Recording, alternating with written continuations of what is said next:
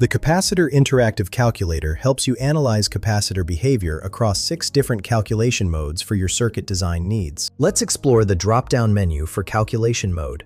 You can select from DC charging voltage versus time, energy and charge storage, AC impedance frequency response, series capacitors, parallel capacitors, or RC time constant analysis. For this demonstration, I'm using DC charging mode. In this mode, you'll see 4 input fields. Enter your capacitance C in microfarads, resistance R in ohms, supply voltage V0 in volts, and time T in milliseconds. Then click Calculate. Here's our example. I've entered 100 microfarads capacitance, 1000 ohms resistance, 12 volts supply voltage, and 150 milliseconds time. The results show a time constant tau of 100.000 milliseconds, meaning our RC circuit has a 100 millisecond response time.